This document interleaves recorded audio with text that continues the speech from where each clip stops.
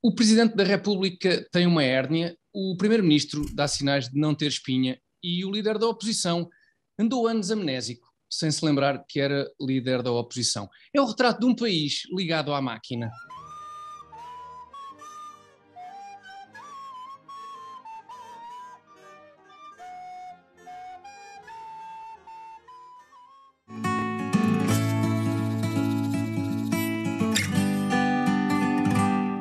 Comitê Central número 29, edição de 19 de novembro de 2021, convosco, como sempre, Alberto Gonçalves, Carlos Guimarães Pinto e eu próprio, Tiago Dores. Meus caros, como estão? Hoje vamos voltar a falar de Covid, vamos voltar a falar de PAN, vamos falar de bola, porque temos falado pouco de bola, e vamos responder a uma questão de uma espectadora sobre a chamada Lei do Direito de Desligar. E depois desligamos, para não maçar os nossos ouvintes fora do horário de expediente. Mas para já vamos falar sobre Covid. Há um crescimento grande dos números de infectados em vários países europeus, muitos dos quais tomaram medidas bastante restritivas, nomeadamente em relação aos não vacinados. Alberto e Carlos, vamos começar por aqui. Vocês têm certamente coisas e das bem pertinentes para dizer sobre isto. Eu preferia não ter nada que dizer. Isto é tão aborrecido esta história ter voltado outra vez. Tem paciência, Alberto, mas nós convidamos-te para isto para que tu possas explanar toda a tua indignação relativamente, nomeadamente, às medidas de confinamento impostas em alguns destes países. E qualquer dia cá, se não for confinamento, para já ainda não será, mas não andará longe. Nós andamos meses e não foram meses muito distantes a festejar o sucesso da vacinação em Portugal. É o país com a maior taxa de vacinados do mundo. Pelos vistos, isso não serve de nada, porque estes sujeitos que estão no poder e as autoridades de saúde aparentemente não acreditam na eficácia da vacina, ou arranjam 30 argumentos para desvalorizar a vacina e manter as restrições, ou voltar a impor restrições como se não existisse vacina nenhuma. Portugal ter 90% da população adulta, suponho, ou a população que era alvo das vacinas, vacinada, acho que anda pelos 90%, é igual a ter 5% ou 10%, como terá um país do terceiro mundo, ou coisa do género, porque o resultado vai dar ao mesmo. As pessoas vão ser sujeitas a restrições e a toda a sorte de medidas que já se viu que não produzem efeito absolutamente nenhum, a não ser que fechassem cada pessoa dentro de um quartinho isolado e não sei o quê. Acredito que a transmissão aí torna-se impossível. De resto, nós vemos países que têm medidas brutais contra a propagação da Covid, como a Austrália, a Nova Zelândia, que foram coisas... E os casos subiram na mesma, subiram independentemente dessas medidas. E temos países, ou no caso Estados, por exemplo, nos Estados Unidos, o Texas, a Flórida, que já aboliram isso há muito tempo. E a Flórida é hoje um dos estados dos Estados Unidos que tem menor incidência de Covid, menor número de internamentos, de mortes, etc. Ou seja, isto primeiro, o facto de se continuar, aquela doutora da DGS, a doutora Graça, não é? Tinha dito que iam deixar de revelar diariamente o número de casos, porque isso não era importante. E de facto não é. Que iam passar a concentrar-se naquilo que interessa, que é os internamentos e as mortes. Isso nunca aconteceu. Continuam a falar de número de casos como se isso tivesse algum impacto. Em Portugal não haveria mal nenhum que em Portugal houvesse por dia 10 mil, 50 mil, 300 mil casos. O importante é que não haja muitas pessoas a adoecer e sobretudo de forma grave. E principalmente a morrerem. Desde que não haja isso. E a vacina eu acho que tem conseguido ter algum efeito nisso. Tem reduzido o número de manifestações graves da doença. A partir daí... Não acho que... Não, o resto acho que é mais um vírus que anda por aí. Não adianta estar a tentar torná-lo de zero. E o objetivo, desculpa só para terminar, parece que há uma necessidade brutal de que a Covid seja zero. Que não haja nenhum caso de Covid. Ora bem, há doenças e as pessoas às vezes adoecem. Sempre houve e vai continuar a haver. Não vai haver, provavelmente nunca, zero Covid. Imagino eu. Se houver, ótimo, mas duvido muito que haja. E não vai haver, de certeza, graças a estas medidas absurdas que estes senhores soltam para aí. De qualquer forma, tu estás um bocadinho mais salvaguardado, Alberto, porque em alguns destes países, tipo na Alemanha e na Áustria, já começaram a proibir Os não a ida. vacina. Sim, sim. Mas tu Eu sou estás vacinado, vacinado, isso é eu logo sou a primeira, vacinado. exatamente. Não, ia comentar que, por exemplo, cabeleireiros, não se pode ir aos cabeleireiros. Nesse Então, pensei aspecto, que ias dizer que os cabeleireiros Não, só que não podiam ir a discotecas. Eu ia dizer que não sou os cabeleireiros cabeleireiro, não mas... podem ir a discotecas, mas não é por serem cabeleireiros, é por não se poder ir a discotecas. Esses acumulam. Sim, é especialmente grave. Carlos, algo que tenhas a dizer sobre este assunto? Antes de mais, as vacinas têm funcionado. Nós olhamos para os países com mais altas taxas de vacinação e a quantidade de mortes e casos graves são bastante mais baixas. Grande parte destes picos tem acontecido em países com taxas de vacinação mais baixas. Portanto, a vacina funciona. Quem não parece acreditar nisso é o governo. O governo não parece acreditar e faz isto como se nós tivéssemos a taxa de vacinação que a Bulgária ou que a Roménia tem e que efetivamente tem tido ali alguns picos. Agora, acho que há aqui uma questão que nós ganhamos com a Covid como povo, que foi uma profunda aversão ao risco. Se isto tivesse acontecido há 2 ou 3 anos, estivéssemos com uma doença respiratória que causasse 10 ou 15 mortes por dia, que é uma coisa grave, que é sempre de lamentar qualquer morte, mas se tivéssemos uma doença respiratória há 2 ou 3 anos que levasse 10 ou 15 pessoas por dia, se calhar assumiríamos, era um problema médico, não era um problema... Chamava-se gripe. Tínhamos, Carlos, 3.000 e tal mortos de gripe. Nós hoje temos 6 vezes ou 7 vezes menos mortos do que tínhamos há um ano por esta altura. Porque temos uma alta taxa de vacinação e por aí fora. Mas mesmo este efeito que nós estamos a ver agora já é demasiado para a aversão ao risco que existe, porque lá está, porque são noticiados todos os dias, nós nem sequer estamos com mortes em excesso neste momento, no total, mas como isto é noticiado todos os dias, É falado todos os bombardeado, dias, sim, é e depois matraqueado temos outra todos coisa, os dias. é que vamos ter eleições no final de janeiro. Pois. E há um instinto natural de quem governa de preferir tomar mais precauções, ou seja, preferem ser acusados de tomar demasiadas precauções, mesmo que isso limite a liberdade e a ação das pessoas, do que virem a ser acusados de algum pico que haja em janeiro, como existiu no ano passado. E eu acho que há muito desse cálculo neste momento, e por isso é que se atiram medidas para o ar, como o regresso das máscaras à rua. Assim, eu confesso que há coisas que eu, no princípio, dou desconto. No princípio, quando andava muita gente decente e racional a limpar as compras quando entrava em casa, que não ia ver os pais, que tinha medo de ir às compras, não sabia. Sim, até se perceber o que é que se está a passar, pelo menos, não é? E percebe-se ainda mais nos decisores políticos, porque no final são eles que levam com as culpas de tudo. E percebe-se isso. Já estamos nisto há quase 2 anos. Já não se entende que haja um decisor político que diga vamos fechar os parques outra vez, vamos obrigar a usar máscaras ao ar livre, ou seja, vamos limitar o conforto de andar ao ar livre, sabendo que empurrar as pessoas para espaços fechados dentro é o pior que podemos fazer. Isto já se sabe. Nós não somos ignorantes. Eu lembro na altura em que isto começou, aqui no meu concelho fecharam as praias. Uma coisa que eu violei, até disse abertamente que estava a violar, porque achava uma parvoíce toda. Fui muitas vezes à praia. E nada, ninguém foi bater-te à porta? Queria ir como... A multa ainda vai a tempo. Não, havia lá a polícia. Eu espero que não esteja gente suficiente a ouvir para que haja alguém que tenha chibado às autoridades. É bom sinal. Não, eu acusei-me, portanto, nessa altura claro. Acusei-me. De que forma é que eu estar aqui sozinho numa praia, no meio do inverno, prejudica ou causa algum tipo de... vai aumentar a proliferação de um vírus. Mas pronto, nessa altura entendia-se alguma loucura. Eu acho que 1 ou 2 anos depois já não se entende isso. Já não se compreende como é que se impõem medidas que empurram as pessoas para espaços fechados. É que são contraditórias. Há 1 ano, por esta altura, estávamos em compras de Natal e a dizer às pessoas para se concentrarem todas de manhã, fechou-se os centros comerciais à 1 da tarde, na altura de Natal, para dizer a toda a gente, vocês estão a fazer as compras, concentrem-se todas naquela altura.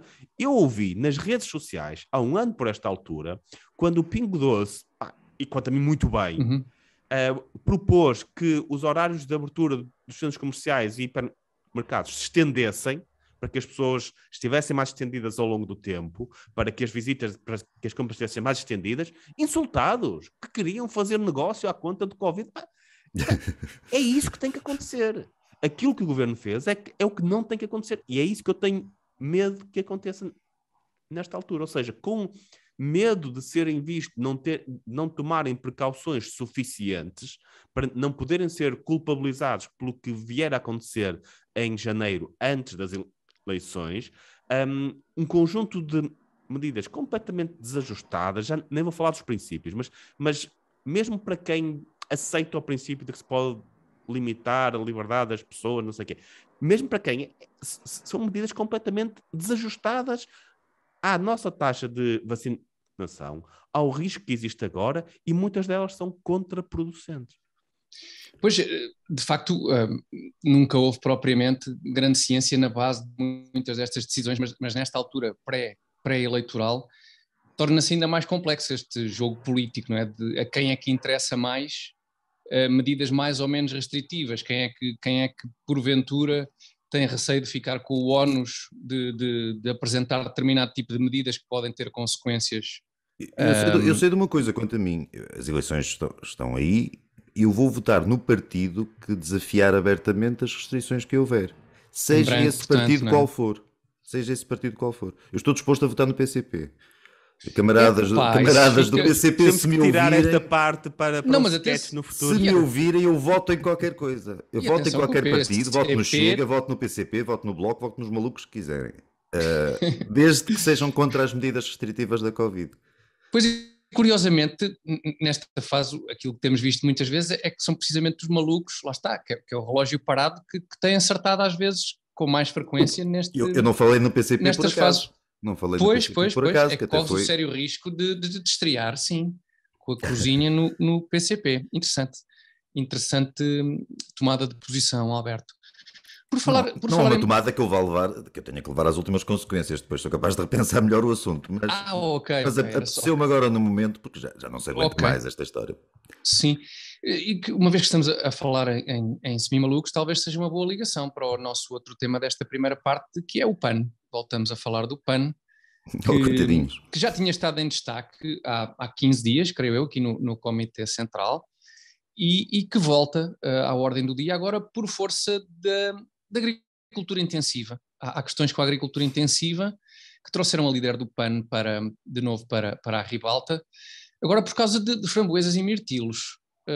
Tu és fã de mirtilos, Alberto. Tu já noutros fóruns esclareceste que és fã de mirtilos. Sou fã ocasional, portanto, sou. Como especialista neste assunto. Eu também gosto. Nos últimos que comprei eram farinhentos. Via-se que não era destas estufas boas. Não era dos túneis. Não era dos túneis. Dos túneis, peço desculpa. Não é estufas, é túneis. Túneis, exatamente. O que é que podes dizer-nos sobre os mirtilos, os mirtilos da líder do PAN, Alberto? Em relação ao que disse, provavelmente, sobre a questão da agricultura intensiva, não tenho um domínio das técnicas que me permitam ser grandes comentários. Não, espantosamente não. Agora acho que era uma das valências para as quais contávamos contigo. Peço muita desculpa de ter induzido em erro. Agora, em relação à senhora ter sido apanhada em falso, é natural. Quando uma pessoa propõe ou postula assim, uma série de comportamentos tão rígidos para os outros, uma moral tão firme e tão elevada e tão estrita, é natural que depois se contradiga as pessoas. Ninguém consegue ser tão respeito esse evangelho ali tão limpo, não é? E até isso acontece com os senhores do PAN, que são os fanáticos, acontece com fanáticos de outros géneros, do Bloco de Esquerda também, não sei o quê. E depois, quando ainda por cima o que está em jogo é a prossecução dos interesses próprios, não é? Querer ganhar algum dinheiro, querer viver melhor, ter uma vida mais confortável, isso a não ser em fanáticos do último grau, que conseguem até comprometer o seu bem-estar por uma causa qualquer delirante, Estes são aqueles fanáticos racionais que, apesar de tudo, quando toca a terem uma vida melhor do que a que têm, ou poderem ter uma vida melhor do que a que têm, claro que vão contradizer os princípios que querem impor aos outros. Isso é natural que aconteça em gente, e é natural que aconteça e que seja mais engraçado em pessoas mais fanáticas. E o PAN, ao que me parece, eu nunca liguei nada ao partido, que nunca me desprestou atenção nenhuma, mas é um partido de fanáticos, não é? Se acha movido das melhores intenções da humanidade e que todo o resto da humanidade que não concorda com eles está errado. Por um lado, há algo de animador nesta hipocrisia, não é? Que é percebermos que, no fundo, estas pessoas até são pessoas, na sua vida pessoal, até são pessoas que perseguem objetivos normais, digamos assim, como dizias, não é? Sim, menos mal. Melhorar a sua vida pessoal. Não são estritamente fanáticos, enfim, não sei. Sim, não sei melhor do que um seria melhor, mas que suicida. Sim, é uma hipocrisia que deixam quentinho, uma pessoa fica com quentinho. É uma hipocrisia compreensível, não é? Este hipócrita, sim senhor, no fundo até é uma pessoa normal. Um hipócrita, sim senhor. Eu aposto que o Carlos sabe mais do que tu sobre estufas e agricultura intensiva. Não sei. Se há coisa que eu percebo é de estufas olha, porque tem aqui uma muito perto de casa. Acho que é evidente que há ali uma contradição entre o discurso e aquilo que é a ação da Inês Sousa Real. Entretanto, também já se descobriu uma série de outras coisas, e como acontece sempre nestes casos em que alguém é encontrado em contradição, depois a explicação ainda agrava mais, que não são estufas, são túneis, porque os bichinhos podem passar e não sei o quê. E há para ali umas burocracias esquisitas, mas eu aí confesso que envolve a sogra sempre... e o marido, não é? Sim, mas só quem nunca esteve envolvido em burocracia, aí enfim, dou alguma margem, porque só quem nunca esteve envolvido em burocracias com repartições públicas em Portugal e afins é que pode não saber como às vezes é complicado resolver determinadas coisas. Isso não sei. Enfim. Acho que nestas situações é melhor admitir se está errado ou se está em contradição, porque depois vem dizer que não são estufas, são túneis, mas depois nos anúncios para contratar pessoas dizes que é para contratar para estufas. Há ali um conjunto de contradições claras. Para acrescentar alguma coisa, mas isto não acrescenta nada. Acho que qualquer pessoa neutral olha para aquilo e vê... há uma contradição clara, alguém anda a pregar uma coisa e a fazer outra, a contradição é muito clara, mas eu até gostava de ver isto por outro ângulo, que é a ideia que dá, e já aconteceu antes das legislativas de 2019 também, com o PAN, é que isto estava ali guardado há algum tempo para ser divulgado, porque obviamente isto não é de hoje. É um ótimo timing. Tornou-se líder do PAN há já algum tempo. E tem as estufas, túneis, ou lá o que aquilo é já e o Mirtil demora algum tempo a medrar, sim, exatamente. O Tiago é que é o especialista, afinal. Sim, sim, parece. Eu, entretanto, fui aqui ao Google e vi umas coisas. By the way. A ideia que fica é que aquilo estava ali guardado há algum tempo à espera de uma altura em que pudesse ser útil. Fica sempre essa impressão, porque com o PAN aconteceu isso já antes de 2019, de repente o PAN andava por aqui há não sei quantos anos, e ali 2 ou 3 meses antes das eleições, lá alguém se lembrou de ler o programa eleitoral do PAN e encontrar meia dúzia de coisas que de facto eram radicais, meia dúzia, quer dizer, se calhar havia lá mais umas dezenas, mas algumas coisas. Eu, na altura, comentei uma coisa que ninguém me deu resposta, que foi de todas aquelas loucuras que estavam lá no programa eleitoral do PAN, com quantas é que o Bloco de Esquerda não estaria de acordo? Se fossem levadas à Assembleia da República aquelas coisas sobre a carne, sobre não comer carne, sobre não sei o quê, com quantas é que o Bloco de Esquerda diria que não? A quantas é que diria que não porque são demasiado radicais? Mas ninguém fala nisso. Naquela altura... E depois quantos dirigentes do Bloco de Esquerda iriam ser apanhados a comer umas bifanas, não é? Por muito que defendessem o contrário. E é aquilo que pode acontecer aos do PAN qualquer dia, não? Parece-me sempre assim um bocadito. E na altura também encontraram lá uma fatura de uma refeição que foi tomada num restaurante que tem carne e não sei o quê. Não sabia, não podiam ter ido lá comer saladas. Uns rojões. Um tártaro. Eu aqui concordo com o Alberto. Acho que há algo de reconfortante. Com o Alberto, não. Com o Tiago. Não, ias concordar comigo. Com o Tiago, com o Alberto não posso concordar. Com o Tiago, que há algo de reconfortante em perceber que aquilo há uma hipocrisia ali, porque no fundo são pessoas normais, não é?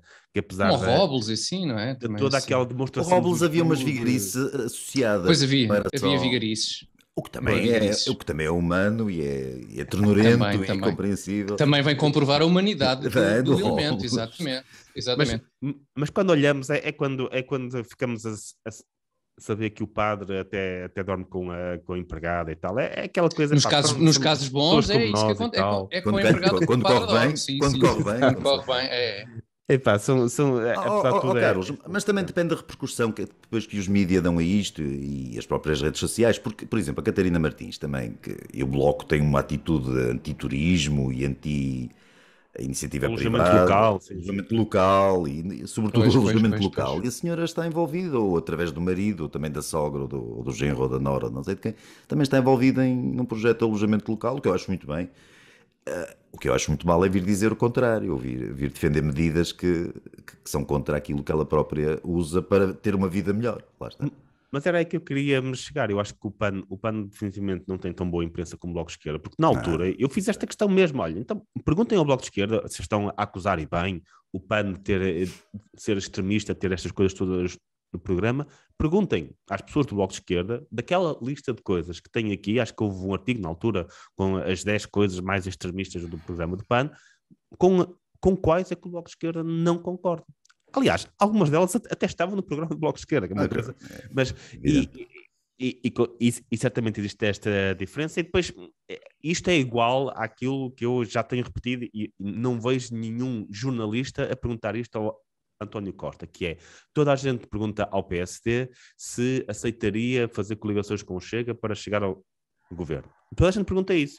Mas ninguém pergunta ao PS uma coisa muito simples, que é, se o PSD estiver na iminência de poder formar governo com o Chega, vocês oferecem o vosso apoio para que isso não aconteça? Ou seja, o compromisso em que o Chega não atinjam um lugar do governo é suficientemente grande para vocês se sacrificarem e oferecerem? É porque isso é uma resposta, é uma pergunta importante. Caso contrário, se eles disserem, não fazemos, o PSD tem que rejeitar e vamos nós para o governo. Se for assim, então não há aí nenhum compromisso, não há nenhum compromisso do PS. O Chega é para o PS apenas um instrumento para conseguir chegar ao poder em vez do PSD. Porque se não está disposto a dar a mão ao PSD para que o PSD não precisa de dar outra mão, então não há nenhum compromisso. Eu acho que estas coisas são sempre importantes. Alguma coisa que também nunca ninguém perguntou ao PS, Carlos, que era se estaria disposto a fazer acordos com o PCP ou com o Bloco de Esquerda para governar. Não foi preciso perguntar, não é? Não foi preciso perguntar. É verdade, sim. É verdade. Antes de 2015, ninguém perguntava isso. Porque agora sabemos que a resposta é sim. Claro. Mas antes de 2015, não houve ao longo dos meses. E eu acho que se essa pergunta tivesse sido feita, das duas uma, ou António Costa mentia, que é o mais provável. Não acredito. Seria uma estreia. Ou, dizendo a verdade, teria tido um resultado abaixo daquilo que teve. Claro. Sim. E não tinha o voto do Francisco tratamento. Não estou aqui a defender o PAN, mas acho que é sempre muito conveniente. Estas coisas com o PAN acontecem sempre nesta... E é óbvio que são radicais, têm visões... Ainda esta semana escrevi o artigo no JN sobre os falsos ambientalistas em que se enquadram ali os demonstradores de virtude, como é o caso do PAN, os extremistas radicais que têm soluções que não são execuíveis, portanto, simplesmente não são soluções, mas é estranho. O outro ângulo que eu queria dizer é esse, tudo isto, ela tem estufas há imenso tempo, ela fez aquilo com o marido há imenso tempo, e apareceu agora. Eu quando vou para trás dos montes, atravesso frequentemente a estufa do Marão, que foi uma obra. Sim, a estufa. Nós por acaso, sim, a conversa derivou um bocadinho para questões estritamente políticas, mas eu queria só acrescentar uma coisa em relação a isto das estufas e dos túneis, porque eu tenho experiência a este nível, porque eu tive para o meu filho, aqui há uns tempos, um brinquedo, que era num túnel de plástico, e a verdade é que a pessoa montava aquilo, e ao fim de 5 minutos era uma estufa. É uma estufa lá dentro, não se aguenta. Portanto, eu sei por experiência própria que na prática, de facto, o túnel deixa passar uns animaizinhos de um lado para o outro, e putos e tudo, mas ao fim de 5 minutos é uma estufa. Portanto, vai dar ao mesmo. A senhora do PAN tem razão, afinal. Sim, sim, sim. É uma estufa sem ser uma estufa, porque é um túnel que no fundo acaba por funcionar como uma estufa, mas deixa passar bicharada de um lado para o outro. Vejam a sorte do António Costa, só para cá, vejam a sorte do António Costa, conseguiu ir a eleições com os partidos de direita todos em algazarra, com toda a esquerda também a discutir se deveriam ter aprovado o orçamento ou não, porque a geringonça toda em baixo. E agora até o PAN arrisca-se a perder a líder, ou pelo menos ter a líder numa circunstância bastante complicada. O PAN começava a posicionar-se para poder ter algum poder, não é? Na decisão das próximas eleições. A intervenção da senhora dos túneis, quando foi da discussão do Parlamento, não era só posicionar-se, Tiago. Foi a defesa mais inflamada do orçamento. Era posicionar-se no sentido em que, às vezes, os cães, quando sentem que há um humano que é o macho alfa, se posicionam de barriga para cima. Sim, os meus fazem isso. Os meus fazem isso. Em posição de total submissão. É verdade. Estou à sua mercê, meu lord, para quando fazer querem festinhas na barriga. Exatamente, sim. Bom, e se calhar ficamos por aqui em relação à nossa primeira parte. Não sem antes lembrar uma coisa muito importante. A partir de hoje, o Comitê Central está em exclusivo no Facebook do próprio Comitê Central e também no próprio canal de YouTube do Comitê Central. Portanto, a partir desta semana, e esta semana vamos para o ar como sempre às 21 horas, mas em exclusivo no Facebook do Comitê Central e também no nosso canal de YouTube. Portanto, subscrevam o canal do YouTube, metam like, até porque agora acho que não adianta meter dislike, porque depois as pessoas não veem, portanto, não é? Só nós é que vimos e portanto vocês não têm o gozo de toda a gente ver que desaprovaram o nosso programa. Portanto, subscrevam o canal do YouTube, ponham like e nós voltamos já de seguida com o camarada da semana.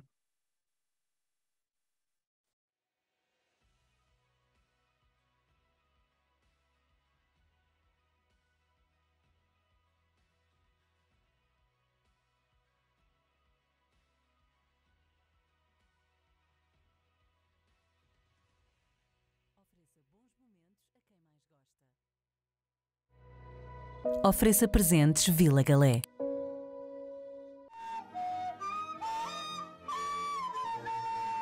E o camarada da semana é Fernando Santos, selecionador nacional de futebol.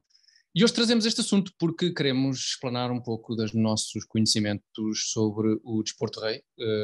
Era algo que ambicionávamos fazer há já várias semanas, mas a política acaba sempre por se meter no caminho. Mas esta semana sim, poderemos falar um bocadinho de táticas e por aí. E o Carlos vai começar por fazê-lo, por explanar as suas ideias para talvez para o play-off da Seleção Nacional. Creio que é por aí que queres enverdar, não é, Carlos? Eu tenho uma parte no meu passado em que fui treinador de futebol. Fui treinador. Também treinador, foi treinador. Fui árbitro e fui treinador de futebol, é verdade. E dirigente do Espinho, não chegaste a ser dirigente do Espinho? Treinador de futebol feminino, o que é mais interessante ainda. Pá. Foi uma história interessante, mas não. Lawyer up. Não percebo suficientemente de bola para estar a falar nisso. O que eu fiquei surpreendido foi que eu não vi o jogo, na altura não podia ver o jogo, e depois imaginei que o resultado tivesse sido aquele quando abri as redes sociais e vi toda a gente muito zangada com o Fernando Santos, e eu, como não sabia ainda o resultado do jogo, fiquei na dúvida sobre se o Fernando Santos tinha atropelado alguém, ou tinha morrido alguém à sua guarda, ou tinham sido assaltados balneário da seleção e que tivessem levado as bolas e as chuteiras. E que ele tivesse escondido, ou que ele tivesse mentido, mas não, aparentemente perdeu um jogo no último minuto, ou lá o que foi. Alguém que até já foi campeão europeu e ganhou outra coisa qualquer lá, aquela brincadeira lá da Liga das Nações. Não sei se ele é competente o suficiente para estar no cargo, também não vejo ali grandes alternativas. Não sei se o professor Neca está disponível, se estiver, acho que seria uma boa alternativa. Acho que qualquer um que apareça ao fim de um ano ou dois já estará a ser a pedirem para ele sair, mas o que é interessante nisto tudo é a forma como os diferentes critérios que nós temos em termos de exigência. As mesmas pessoas que votam sempre no PS não é? Que têm o país estagnado há 20 anos, ficam muito indignadas por um treinador que até, pá, conseguiu, lá com sorte e tal, de ser campeão europeu, ganhou a Liga das Nações. Não existe ali uma alternativa muito Com sorte não, Carlos, clara. desculpa só interromper, é jogar mesmo muito mal, o que tem muito mais mérito. Exato. É jogar de forma Há muito muito mais fraquinha, o mérito homem foi do campeão treinador ainda. europeu. Exatamente. E era bom que, se calhar, esse tipo de exigência que se tem em relação aos selecionadores, aos treinadores das equipas de futebol, passasse um bocadinho para aquela exigência que temos em relação aos políticos.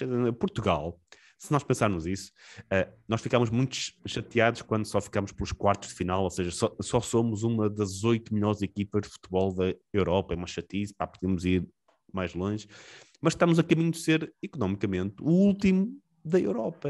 O último. E isto é resultado, claro, das políticas do Partido Socialista. Agora, engraçado que este treinador, o treinador que nos dirige, os treinadores, a equipa de treinadores que nos dirige há 20 anos, parece que ninguém é exigente, ninguém quer demitir esta malta. E olhe, estes treinadores nunca nos puseram no topo da Europa, nunca aconteceu. Pá, se o António Costa tivesse ali em 2000 e tal, Portugal tivesse enriquecido, pá, tivesse ali ultrapassado a Alemanha e a Irlanda, estivesse ali em primeiro, não sei quantos anos seguidos, pá, e depois a coisa corresse mal, nós, se calhar, até contemporizamos. É pá, pronto, o gajo até esteve bem, né? Mas não, é constantemente nos últimos, e mesmo assim as sondagens indicam que, se calhar, as mesmíssimas pessoas que irão votar novamente no PS, no António Costa, são aquelas que acham que o Fernando Santos é demasiado incompetente para estar ali. Eu agora devo ter ficado imensamente impopular por estar a fazer uma mini defesa de Fernando Santos, mas não é uma defesa do Fernando Santos, é percebermos a diferença que existe entre a forma como tratamos o Fernando Santos e a forma como tratamos o PS. Não é. Em política, as chicotadas psicológicas são mais Pois, e improváveis. não é assim tão surpreendente, porque é frequente tu veres adeptos que preferem o habilidoso que leva goleadas a torto e a direito, do que o chato que acaba por apresentar alguns resultados. Há pessoal que quer futebol espetáculo. É pá, quer ver golos, nem que seja para levar 10-2, mas que é pá, espetáculo. E quer alguém que esteja nas conferências de imprensa e diga umas coisas giras e diga que tudo vai correr bem e tal. Sim. Pois é, realmente, o desporto em geral tem, e mesmo o futebol, apesar de tudo o que se passa no futebol, de facto mantém uma componente de mérito, não é? O desporto em geral, e neste caso também o futebol, uma componente de mérito que está bastante afastada de outras áreas, nomeadamente da área política. E de facto, é isso que tu dizes, as pessoas têm um grau de exigência para uma coisa que provavelmente não guardam para mais nenhum outro aspecto da vida pública. Eu há uns tempos tinha escrito um artigo precisamente a homenagear a forma como no futebol ainda ia havendo muita meritocracia, porque é algo competitivo. Por exemplo, o presidente do Benfica ou do Futebol Clube Porto, se tiver um sobrinho gordo, não consegue pôr lá a defesa esquerda da equipa, pá, por muito poderoso que ele seja, não consegue. É um mercado relativamente competitivo e aberto, não é? Pai, e depois houve ali, acho que foi na Nicarágua ou num desses países ali na América Central, em que um tipo de 50 e tal anos, gordo e tal, foi jogou pela seleção, as Honduras ou algo desse. Não, mas atenção, há uns anos atrás, acho que foi um dos filhos do Gaddafi, não é? Que chegou a mas ser jogava mesmo, Juventus, mas estava na segunda liga. Jogava, mas era mesmo muito mau, Mas apesar de tudo, nós sabemos que podemos ter o presidente de uma direção-geral qualquer que só está lá por ser amigo do Costa ou por ser amigo daquele ou do outro, mas podemos não concordar com, sei lá, um jogador qualquer que o William esteja ali na seleção, mas sabemos que não está lá por ser sobrinho do Costa ou por ter cartão militante PS. Exatamente, não metes de facto o filho gordo a jogar em nenhuma equipa de futebol, mas no Conselho de Ministros é possível. Pois é, Ministros o que é um bocado mais fácil. Tudo, exatamente. Sim, muito mais fácil meter o filho no Conselho de Ministros do que na seleção. Pois é. Por falar em, Alberto, avança. Em falta de escrutínio, aquela senhora da DGS que também não é julgada por coisa nenhuma, independentemente do que diga ou faça ou não faça, ela acho que deu uma opinião sobre o jogo, não exatamente sobre o jogo, mas dizendo que não gostou nada do que viu no Estádio da Luz. Suponho que ela não estava a falar, não estava a falar sobre o futebol praticado. Se calhar. Não vi o jogo, não tenho Se calhar curiosidade. estava a falar do magote de pessoas que ali estava ao monte, sem máscara. Sem máscara, exato. Eu isso acho que é muito mais importante, não do que a parte económica que o Carlos falou, mas em relação. Eu prefiro que os espectadores, que o estádio esteja cheio, os espectadores sem máscara e como pessoas livres e em estado de decência. Do que Portugal jogar bem. Sinceramente, não me interessa absolutamente. Não consigo fingir que me interessa. Não me interessa absolutamente nada. Comentário sobre futebol. Olha, sobre a tática utilizada. Para parecer que perceba alguma coisa. Não é questão de não perceber. Eu sei quem é o Friedenreich, que foi o maior marcador da história do futebol, embora não oficializado, que era um brasileiro dos anos 10 ou 20. Eu sei dizer o elenco da seleção alemã de 74. Ou das brasileiras de 62 e 58. Eu sei duas, três coisas sobre futebol. Sei mais de futebol do que sei de túneis e estufas. Simplesmente não gosto de ver jogos, não tenho paciência, são muito longos. E às vezes acabam como começaram, é o que os americanos nesse aspecto têm razão em relação ao futebol. Não há golos. Passaram 90 minutos e isto acaba como começou e não ganhou ninguém. Para mim a liga é muito mais gira, vocês têm que ver para mim. Não sou aqueles Pachecos Pereiras que olham para o futebol com... Eu venho de uma família de jogadores e treinadores, e eu nunca fui árbitro nem treinador. Eu acho que o Tiago está na mesma Fantasy League. Não estou. Por acaso não. Poderia ter estado em tempos, mas hoje em dia não. Mas eu acho que o problema deste segmento foi que tu entraste de forma intimidatória, entraste a pé juntos, Carlos, porque o Carlos começou logo por dizer: não, pai, eu só fui treinador de uma equipa de futebol e árbitro, portanto não percebo muito de futebol, não vou estar a pronunciar sobre futebol. Eu treinei como jogador no Leixões. Olha, o outro. Mas devo dizer, em nome da falta... Que não percebes nada de futebol. Não, o treinador era meu tio. Lá está. Só para me contradizer, Mas eu não era gordo. Por falar em meritocracia. Mas também não era grande coisa. Também não era grande coisa. Mas joguei umas coisinhas. Mas em relação ao jogo, acho que a minha mãe é entendida, porque é filha de um jogador e sobrinha de treinadores e não sei o quê. A minha mãe diz que Portugal não jogou nada. É isso que eu tenho a comunicar. E pronto, tu transmites. Eu transmito isso e acredito piamente na palavra dela. Estou a constatar que somos claramente o painel de comentadores de coisas que mais percebe de futebol deste país. De longe. Sim.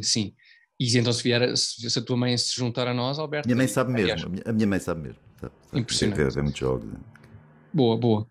Meus caros, ficamos por aqui em relação ao nosso camarada da semana, Fernando Santos. Vamos aproveitar para lembrar que quem quiser ajudar o Comitê Central a continuar por muito e bom tempo de forma totalmente independente e livre pode fazer pode comparticipar através do Patreon, em patreon.com/Comitê Central, ou pode, se assim preferir, fazer donativos pontuais através do MBWay do número 912-480-091. E com isto fechamos a nossa parte do camarada da semana, mas não vou embora, porque já de seguida, na sessão de esclarecimento, vamos responder a uma questão muito importante sobre... E o Carlos... Inscrições para a nossa sessão ao vivo. De hoje a 8. É de hoje a 8 dias, aproxima-se. Haverá alguns espectadores e ouvintes que ainda não tiveram resposta nossa em jeito de confirmação das suas reservas, mas tê-la-ão muito em breve. E nós aproveitamos para relembrar que essa sessão ao vivo de dia 26 de novembro será às 19 horas no Hotel Vila Galé, em Sintra, e estão desde já convidados. E ainda temos para aí alguns lugares, 7 ou 8. Ainda há alguns lugares, sim. Precisamos que enviem, por favor, um mail para comitecentral21@gmail.com, porque o número de lugares é limitado e a doutora Graça Freitas vai estar atenta a ver se não excedemos a capacidade de segurança do auditório. Mas enviem-nos então os vossos mails a pedir essa reserva para comitecentral21@gmail.com e vamos então já de seguida à nossa sessão de esclarecimento.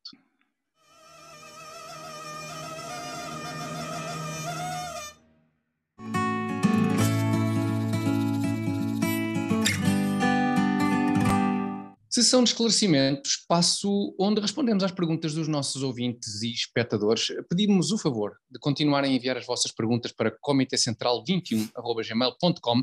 Há algumas perguntas que estão em stand-by, sobre as quais ainda estamos a estudar a melhor forma de resposta para que seja 100% certa. E hoje vamos responder, mas continuem ainda assim a mandar-nos as vossas perguntas, e nós hoje vamos responder à pergunta da nossa espectadora e ouvinte Lúcia Mesquita. E pergunta à Lúcia o seguinte: a recente legislação aprovada em Portugal que proíbe os chefes de contactarem os trabalhadores após o fim do dia de trabalho é um progresso ou é só mais uma ingerência do Estado nas nossas vidas? Fim de citação. Parece-me que na pergunta a Lúcia parece-me, já começa a responder à própria pergunta, mas pode ser impressão minha. Alberto e Carlos, o que é que vocês acham desta legislação recentemente aprovada, que ficou conhecida, ou que é comumente conhecida como a Lei do Direito de Desligar, não é? A Lei de Direito de Desligar. Exatamente, é isso. Força, Carlos, força. Eu começo por dizer uma coisa, pá, eu ao longo da minha carreira tive sempre esse tipo de trabalho, portanto nunca tive um trabalho do qual me desligasse, alguns porque eram assim, outros porque eu gostava tanto que prefiro não desligar, como é o caso atualmente do trabalho que tenho hoje. Este em particular? E devo dizer, mas independentemente da minha circunstância pessoal, eu acho que muitas vezes é intrusivo. Eu consigo pensar que as pessoas estão com os filhos e sentem e estão na sua vida normal e não querem estar a sentir aquela pressão de ter que responder a algo relacionado com o trabalho. Portanto, moralmente, eu acho que se deve evitar fazer esse tipo de coisas, e quando liderei equipas tinha esse princípio, que era tentar evitar esse tipo de coisas. Portanto, acho que e acredito que haja pessoas que moralmente não pensem nisso, que achem que é uma boa forma, e eu trabalhei com chefes desses, portanto, pessoas que achavam que tinham esse direito. Agora, acho que é preciso diferenciar uma coisa entre aquilo que é moral e aquilo que é imoral e aquilo que deve ser proibido. Nem todas as coisas que são imorais devem fazer parte, são um problema político. Há muitas coisas que são imorais que não são um problema político, não devem ser resolvidos pela legislação, porque a legislação só vai interferir naquilo que são as relações entre as pessoas. Eu tenho dúvidas que isto deva ser um tema político. Acho que não deveria ser um tema político. Acho que, sendo imoral em certas circunstâncias fazê-lo, existem tantas nuances neste tipo de relação laboral, dependendo de que relação é, do tipo de trabalho que existe. Existem tantas nuances que vai ser muito difícil depois aplicar isto e estar a ver em cada caso concreto se aquilo era assédio laboral de alguém que está a pressionar sem nenhuma necessidade, ou se era parte do trabalho, sei lá, o gajo se era o mandrião do funcionário que não acabou o trabalho que estava a fazer há 15 dias, não é? Ou seja, gestor informático, e aquilo às 8 da noite vai abaixo e tem que chamar alguém, ou foi só uma vez porque houve ali um problema que... e depois, o que é que isto vai criar? É ali mais um potencial de conflito, porque em muitas empresas isto vai ocorrer pontualmente, mas quando houver um conflito qualquer entre o patrão e o empregado, vai-se criar uma questão legal. Olha, eu tenho aqui este SMS que ele me enviou há 7 meses, às 7h01, já fora do horário laboral, que é sério. E vai-se criar, novamente, o Estado vai se intrometer naquilo que é a relação laboral. E note-se, aqui não é para proteger os trabalhadores mais desprotegidos. Ninguém telefona a um operário da Auto Europa se calhar sim, mas um operário normal de uma fábrica que passa o dia a fazer uma tarefa repetitiva às 8 da noite. Olha, precisamos que venhas aqui martelar outra vez ninguém... Estamos a falar de um problema, acima de tudo, de quadros médios e superiores. Parece-me que é mais uma forma de intrometer, de dar ferramentas legais para que eventualmente possa haver conflitos, muitas vezes até que nem estão relacionados com este tipo de problema. Acho que isto foi falado... Introduzir mais engulhos nas relações que se criam, claro, mais livres e versáteis entre... A tentar resolver um problema moral através de legislação. Pá, às vezes aplica-se, às vezes esse tipo de problemas tem que se resolver por aí, mas não parece que este seja o caso. Na minha experiência é exatamente o contrário, que devia ser legislado. Eu, no jornalismo ou noutras coisas que fiz há muitos anos, normalmente sou eu que chateio os diretores ou os chefes fora de horas. Portanto, A mandar coisas fora de horas e assim. não só mandar, mesmo a chatear com telefonemas e Ok, com questões ok. e com dúvidas, e sou eu que faço isso. Normalmente nunca ninguém me chateia e eu tenho pena. Isso deve estar não- deve estar tudo guardado para futuros processos em tribunal. É possível. Deves ter aí E pouco material. a partir do eu acho que se cria legislação para um lado, devia-se criar também para o outro, contra assalariados ou avançados, ou o que quer que seja, que andam a incomodar os chefes. Pois isto E vai um bocadinho normalmente inutilmente, que é o caso. Isto é mais uma daquelas situações que vai um pouco ao encontro daquilo que já referimos tantas vezes, mas acho que vale a pena referir sempre, que é, nós gostávamos de caminhar para uma sociedade onde o Estado tivesse um bocadinho menos de peso na vida das pessoas e na vida das empresas e na vida do trabalho, e isto é mais uma daquelas medidas que nos puxa para o lado oposto, para um lado em que todas as relações profissionais e, em alguns casos até pessoais, estão condicionadas pela intervenção do Estado e que, portanto, tudo isto obsta a um funcionamento normal em que pessoas livres acordam determinadas formas de funcionar e devem ter liberdade para o fazer. E supostamente ninguém deveria ter nada a ver com isso, a não ser quando há problemas e os tribunais resolvem. Mas este é um daqueles casos em que sem qualquer necessidade, um pouco aquilo que dizias, Carlos, em que se tenta resolver um problema criando potencialmente muito mais problemas Tiago, do que mas aquele que vai resolver. claro, mas esse é o objetivo, isto é um resquício do socialismo clássico. Sim, sim, Um objetivo do socialismo clássico é criar Claro, problemas claro. é alimentar a luta de classes, não é? Exatamente, Alimentar ali sim. o conflito. Quando a função, por exemplo, dos sindicatos nos Estados Unidos, que foi onde nasceram, aliás, a função é estabelecer ali um vínculo, uma ponte entre chefes e assalariados. Na Europa nunca foi assim, por exemplo. Nunca foi. Os sindicatos sempre tiveram uma função ideológica e política. E dentro da Europa há o caso particular de um sindicato, por exemplo, no caso inglês dos mineiros, no caso europeu em geral, os partidos de esquerda estavam normalmente nas mãos dos sindicatos. E em Portugal temos uma central sindical que está nas mãos de um partido, ou que habitualmente estava, hoje há umas nuances, mas era um caso de estudo. Vinham sociólogos estrangeiros e não sei o quê a Portugal estudar o caso da CGTP e o facto da central sindical, a principal do país, não ser nada de autónomo, ser uma degenerescência do PCP, do Comitê Central. Sim, não deixa de ser curioso e irónico que esta medida até tenha sido aparentemente tão saudada por jornais esquerdistas um pouco por toda a Europa e até nos Estados Unidos, quando nós falamos tanto da necessidade da economia portuguesa se tornar mais competitiva, nomeadamente no que às leis laborais diz respeito e à política fiscal e por aí fora, e isto acabar por funcionar aparentemente e por comparação com as economias com as quais nos queremos comparar, acabar por funcionar precisamente no sentido inverso, não é? por criar ainda mais entraves e mais dificuldades e mais regulamentações numa economia já absolutamente Tiago, paralisada. Desculpa, quem é que fala em economia competitiva num país que é governado perto da maioria absoluta pelo PS, com acordos com o Bloco de Esquerda e o PCP, que são partidos que não há em lado nenhum do mundo, pelo menos com representação a sério, e que tem um partido líder, o principal partido da oposição, tem um líder que se diz de esquerda ou centro-esquerda, não sei o quê. Um país destes pode ser tudo menos competitivo economicamente. Pode conseguir um treinador que ponha a seleção a jogar bem, isso pode ser que um dia consiga.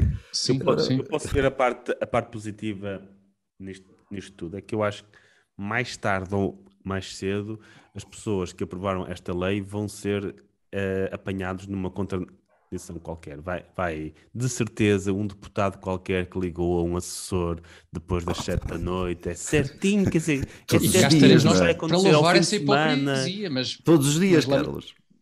Aqui acontecerá isso, com certeza. cá estaremos para Isso louvar vai a hipocrisia, acontecer. mas para lamentar continuarmos a ser governados pelos mesmos hipócritas, mas pronto, já é qualquer coisa. Podemos pelo menos vamos congratular-nos divertir, vamos dá mais um divertindo, episódio. exatamente.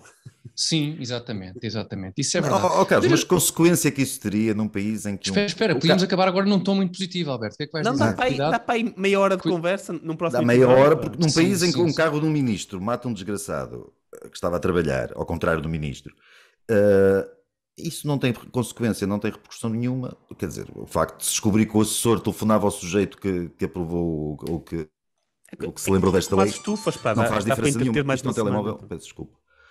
Pois, sim, depois... e se calhar telefonou quando ia em excesso de velocidade, enfim, só por si também deveria ser um problema acrescido.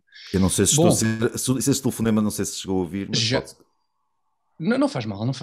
É provavelmente o aviso para acabarmos com isto, se calhar estamos a ir longe demais. Não, pode ser as FIAs a telefonarem, adoro, 2.500. Pois pode.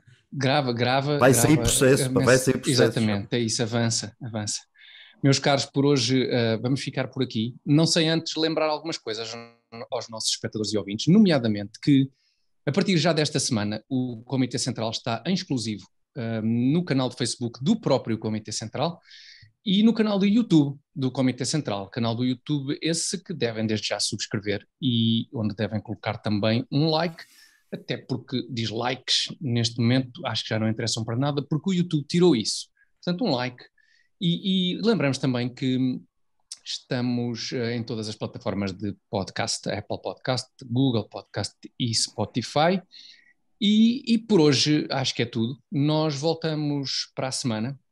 Daremos mais novidades também sobre a nossa sessão ao vivo, não só através do nosso e-mail comitecentral21@gmail.com, portanto enviem para esse e-mail as vossas solicitações de reserva para o nosso evento ao vivo no dia 26 de novembro, que nós ver-nos-emos nesse mesmo dia. E até lá, fiquem bem. Até para a semana.